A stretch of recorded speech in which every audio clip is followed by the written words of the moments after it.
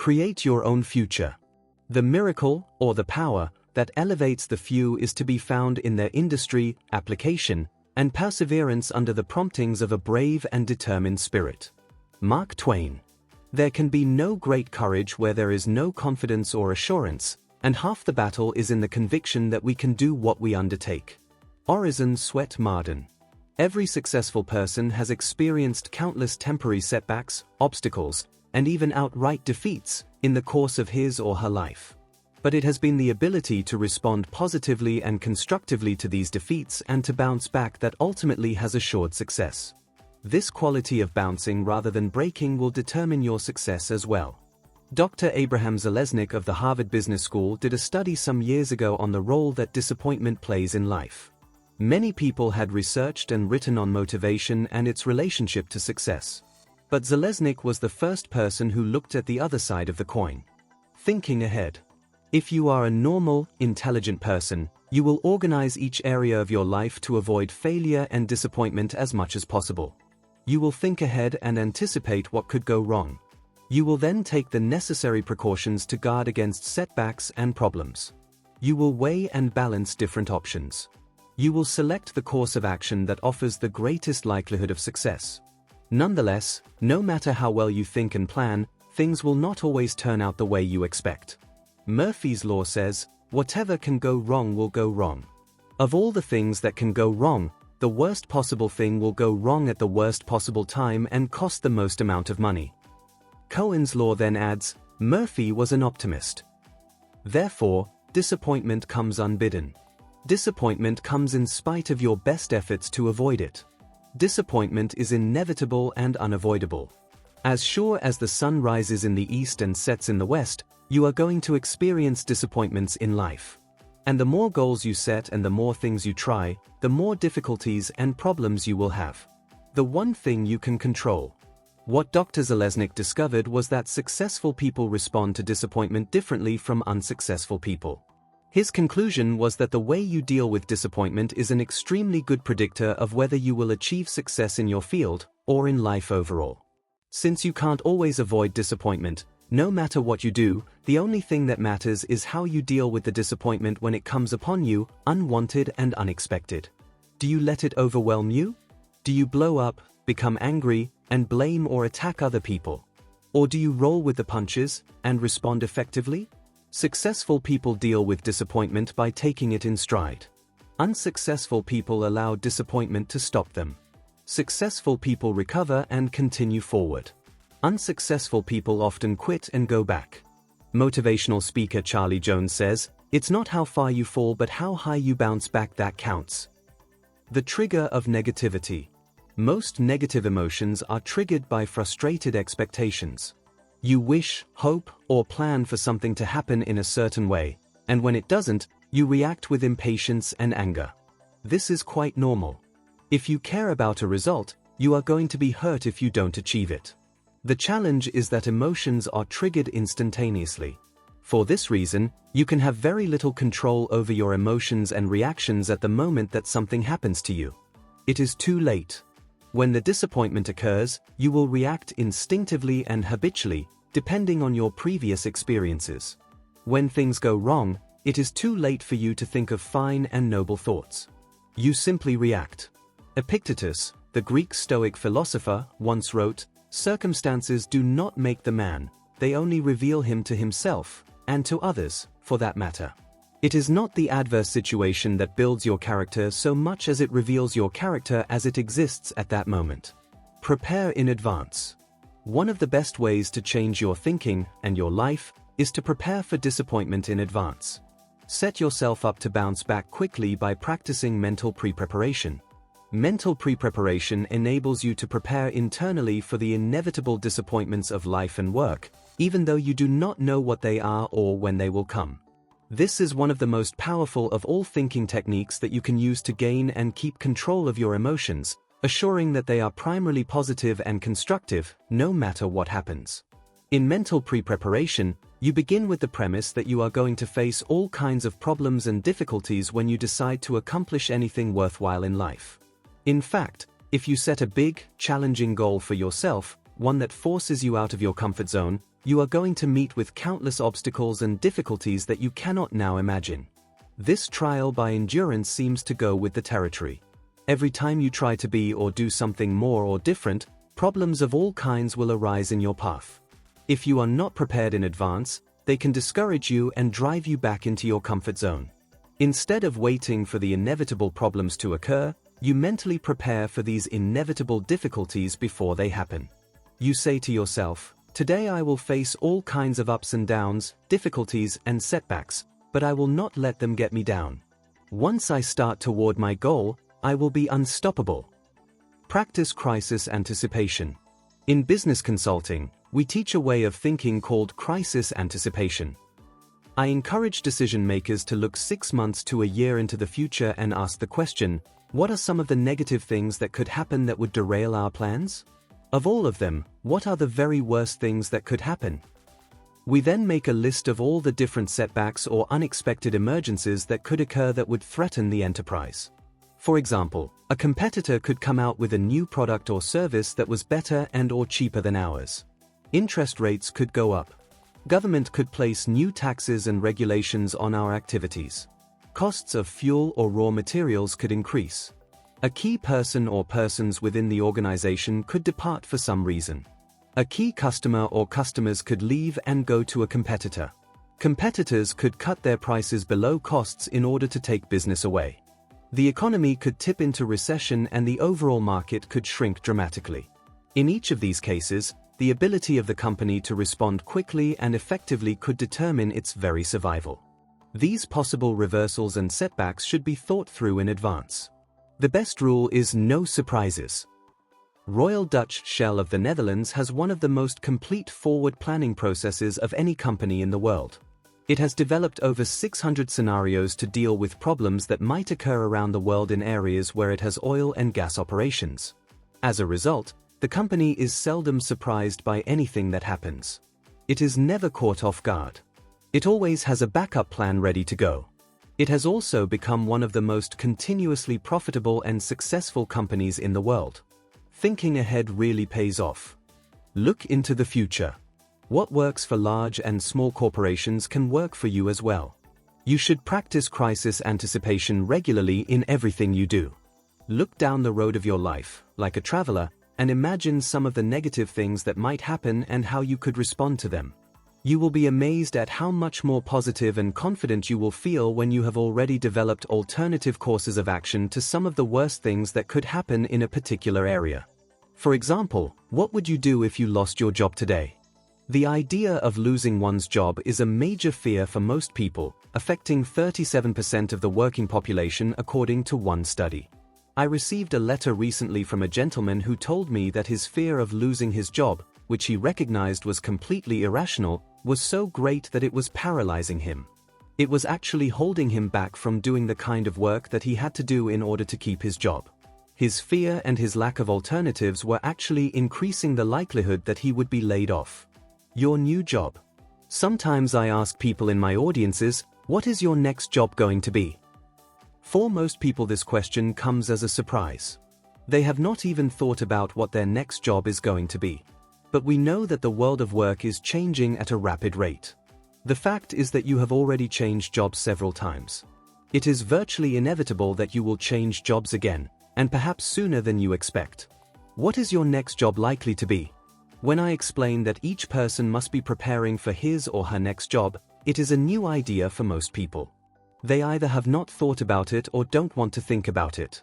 But the only question is this: what level of knowledge, skills, and ability will you require at your next job in order to continue to earn the kind of money that you want to earn in the future? If you don't think about this question in advance, you may be forced to think about it when your time has run out and the question is forced upon you. Your new career. After audience members have thought about what their next job is going to be, I then ask the second question: what is your next career going to be? What entirely new field, industry, business, or line of work are you going to be in 5 to 10 years from now? According to employment experts, a person starting work today will have an average of 14 or 15 full-time jobs, each lasting 2 years or more over the course of a working lifetime. He or she will also have as many as 5 different careers in completely different fields, each of which will require new kinds of knowledge and different skills. Much of what you know about your current work will be obsolete within 5 years. Because of rapid changes taking place in every area, your existing store of knowledge, information, ideas, and skills will be of little value. These will have no relevance or application to the job market and the economy of the future. You will need new knowledge and skills if you want to survive and thrive in an increasingly competitive society. This is why Peter Drucker said, "The only skill that will not become obsolete in the years ahead is the ability to learn new skills." Continually think ahead. You probably recall the famous comment by hockey star Wayne Gretzky. When he was asked by a reporter for the secret of his success on the ice, he replied by saying, "Most players are pretty good, but they go to where the puck is. I go to where the puck is going to be." This observation is directly relevant to you. Where is your puck going to be 3 to 5 years from now? Where is your puck going to be 10 years from now? Taking a long-term perspective on your work life enables you to make better decisions in the short term. As strategic planner Michael Kami says, "Those who do not think about the future cannot have one." Look into your future and begin to imagine and anticipate some of the twists and turns that might occur. If you lost your job today, how would you react? What would be your first thought? The great majority of people, when they think about losing their jobs, go into a form of panic. They have no idea what they would do. However, in my work with many thousands of successful people, I have found that they have one particular attitude in common. They all know with complete assurance that if they lost their jobs, they could walk across the street and get another job tomorrow. They are so good at what they do, and so confident in their abilities, that job loss to them would be merely an inconvenience. They have lots of options. As I mentioned in Chapter 6, there is a way to determine how good you are in your field. What is the number of job offers you get on a regular basis? Just as a store or restaurant can measure its success by the number of customers or patrons it attracts, you can measure how valued and respected you are for what you do by counting the number of people who want to hire you and use your services. How are you doing? Expect the unexpected. Sometimes I ask audiences what they would do if their entire industry disappeared overnight. They shake their heads and they say that can't possibly happen. Then I point out that the defense industry in California literally collapsed in the early 1990s, and over 400,000 highly competent defense engineers and executives, with many years of education and experience, were rendered obsolete. Their jobs were not only gone, they were gone forever. Each of these thousands of competent, capable men and women were forced into the position of going out into the marketplace, developing new skills, and going to work in entirely new fields. The collapse of the dot-com mania wiped out more than 90% of the internet jobs and companies that had sprung up across the country. The collapse in the telecom sector led to layoffs of many thousands of workers.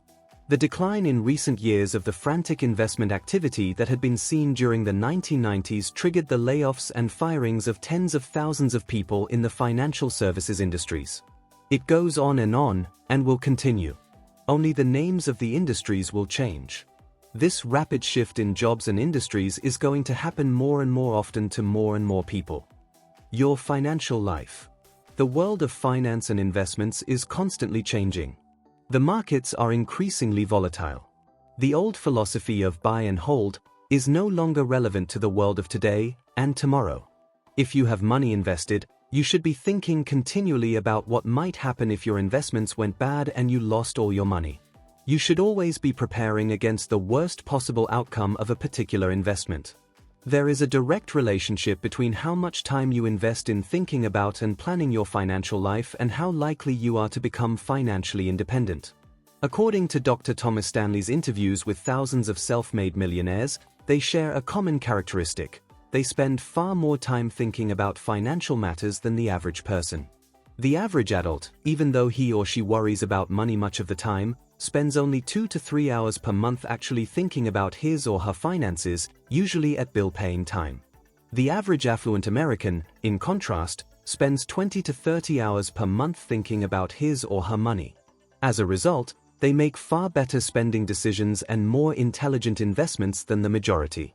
They become increasingly skilled in money matters and eventually pull ahead of their peers. The strategy of Napoleon. The French general Napoleon dominated the continent of Europe for almost 20 years. He led his armies to victory in dozens of battles, and lost only 3 battles in his entire career. He lost almost 600,000 men when he invaded Russia, failing to anticipate the cold of the Russian winter. Greatly weakened from the Russian campaign, he subsequently lost the Battle of Leipzig, which led to his being exiled to the island of Elba. And finally, he lost at the Battle of Waterloo due to a series of miscommunications with his field generals.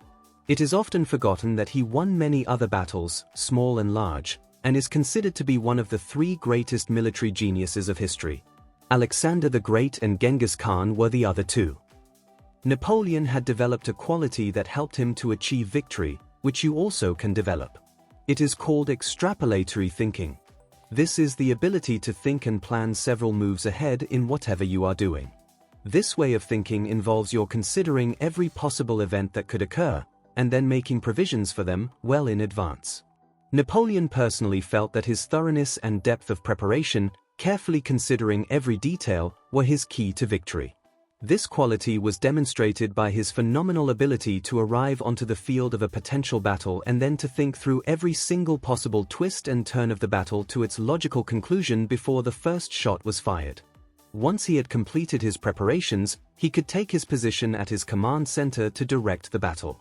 No matter what news he received from any part of the battlefield, he was always ready with an immediate response. Many people thought that his quickness of response under fire was because he was a brilliant thinker, which he was, but that was not the secret of his success. His secret was that he had thought through every possible eventuality in advance. Extrapolate from the present. This ability, to think through every major situation in your life in advance, is a way of thinking that you can learn with practice.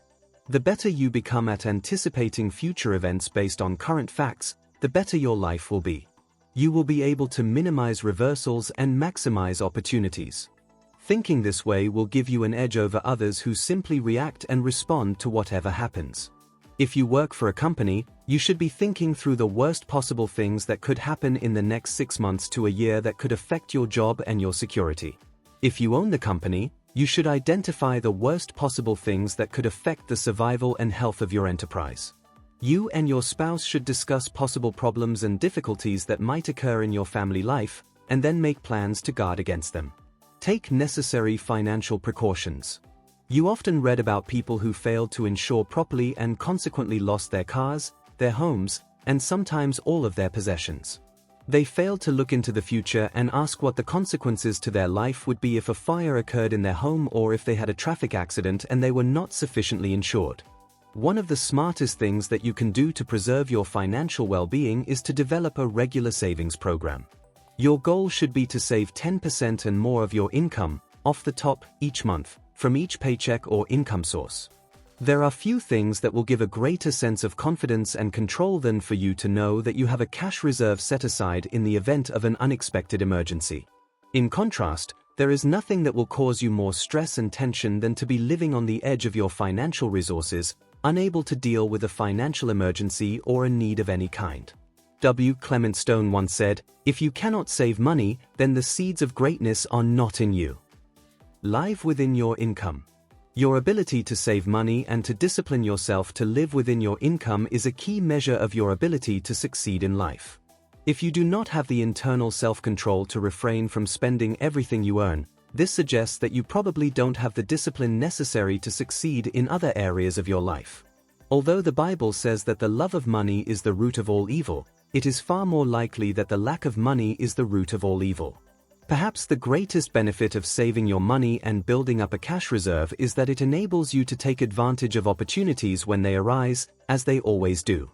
In the movie Field of Dreams, a profound idea was expressed: if you build it, they will come. In the financial world, this means that if you accumulate money through hard work and saving, you will attract into your life opportunities to invest that money to earn even more. Becoming a money magnet. The law of attraction is very powerful in monetary matters. When you save even a small amount of money and put it in a bank account or a carefully chosen mutual fund, you create a certain force field of energy around that money. This energy somehow begins to attract even more money into your life. As your savings and investments grow, the magnetic power of your money grows even stronger. The more money you accumulate, the more money that will be attracted to you, and the more opportunities you will have to accumulate even more.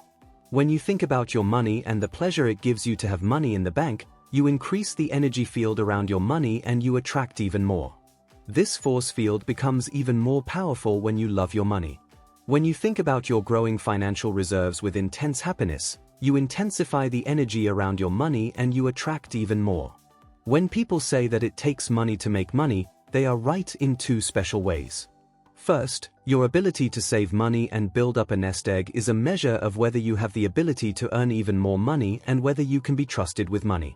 Second, when you put together even a small amount of money, you will attract opportunities to accumulate an even larger amount. A success story. A participant came up to me at a seminar recently and asked if I remembered him.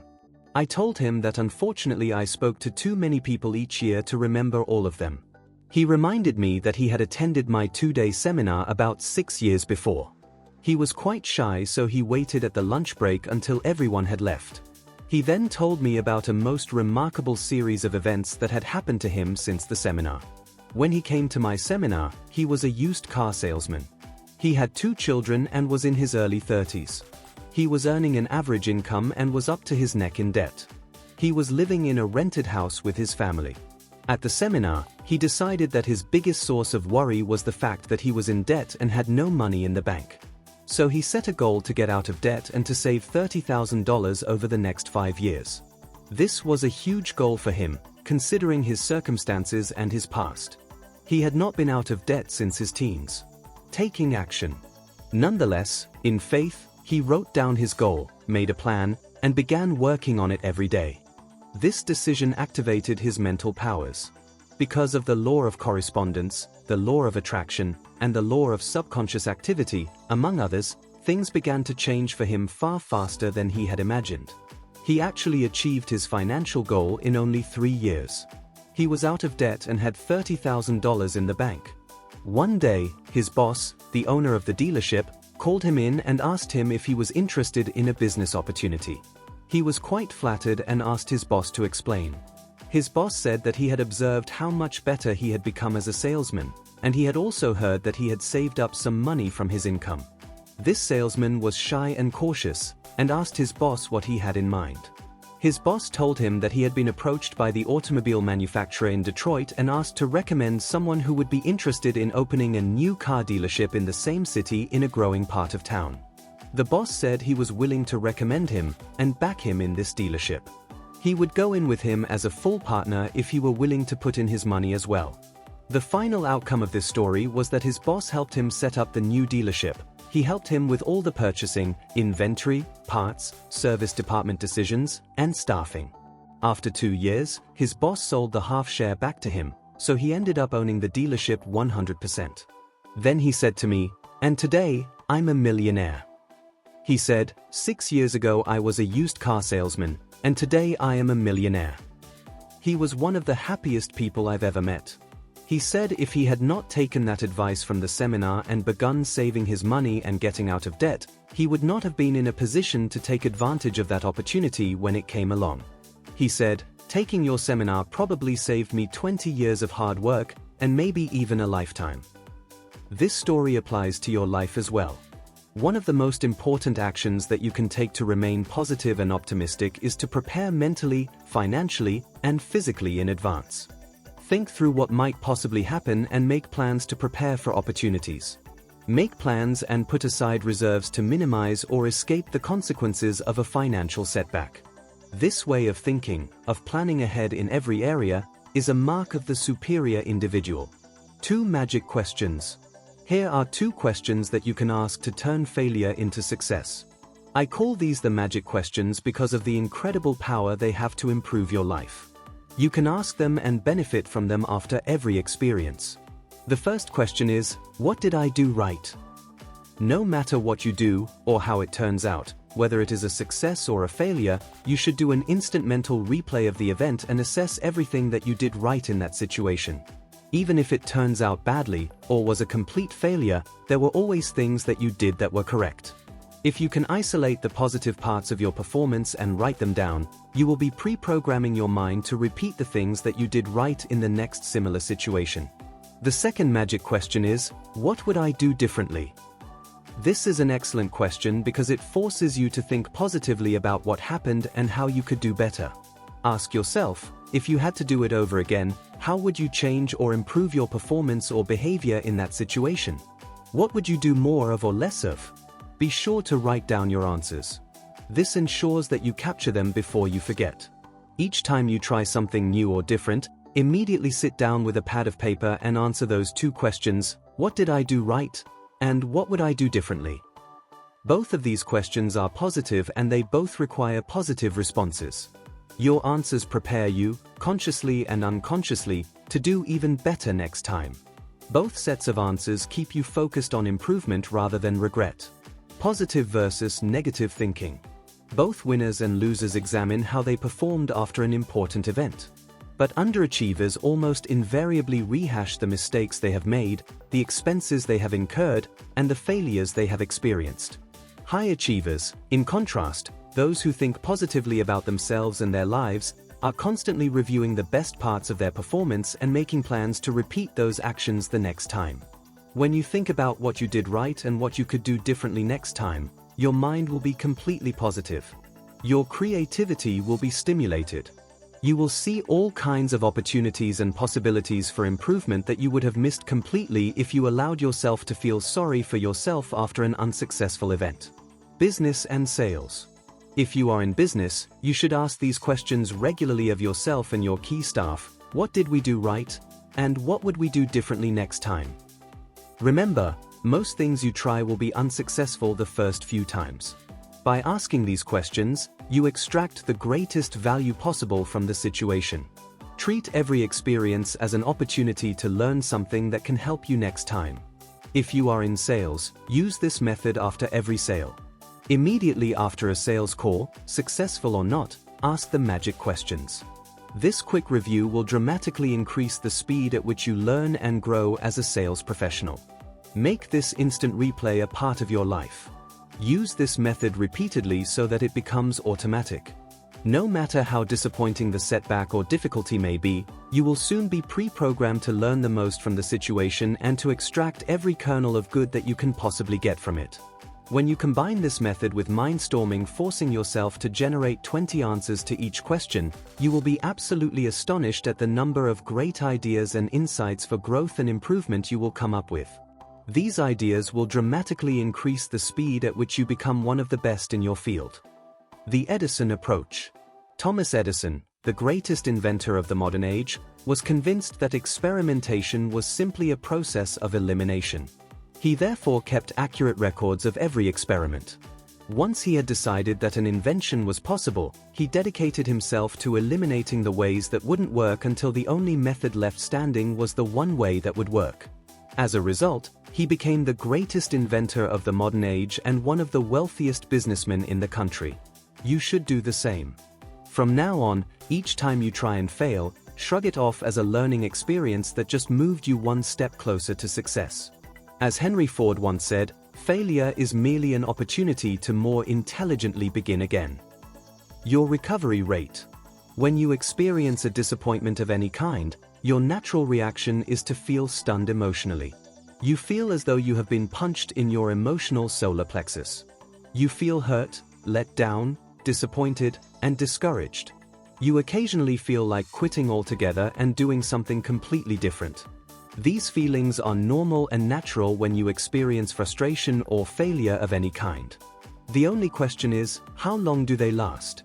When you go to a doctor or clinic for a complete medical exam, you will often be given a stress test. First, they will take your pulse at your resting heart rate. Then they will ask you to do some aerobic exercises to raise your heart rate. Once your heart rate is up to a particular point, they will measure it again. They will wait 1, 2, and 5 minutes after the exercise, and again take your pulse. The mark of how fit you are is how rapidly your heart returns to its resting pulse rate after exercise.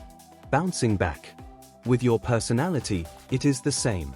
The mark of how mentally healthy you are can be measured by how quickly you recover after experiencing a disappointment.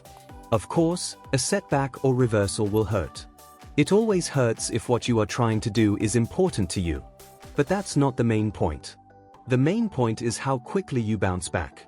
Your recovery rate is everything. If you plan in advance for setbacks and problems, and pre-program your mind the way we have described in this chapter, your recovery rate will be much faster. Your recovery rate is under your control. It is completely determined by the way you think about what happens to you. It is not the event itself that affects you, but rather the way that you interpret the event to yourself. And this is very much a choice you make. Your inner dialogue. Here are several powerful affirmations that you can use to take immediate mental and emotional control over a negative situation. These words quickly neutralize any negative feelings you might have. The first thing you say when something goes wrong is the words, "I am responsible." Your natural tendency when something goes wrong will be to become angry and upset and either blame someone or something else or make excuses. But the moment you say, "I am responsible," you stop blaming someone else for the problem. By accepting responsibility, even if it is only for the way you react, you short-circuit your feelings of disappointment, anger, and frustration. The instant you say, "I am responsible," your mind becomes calm and clear again. You begin to think of positive, constructive things you can do to minimize the damage or to maximize the opportunity. Interpret it positively.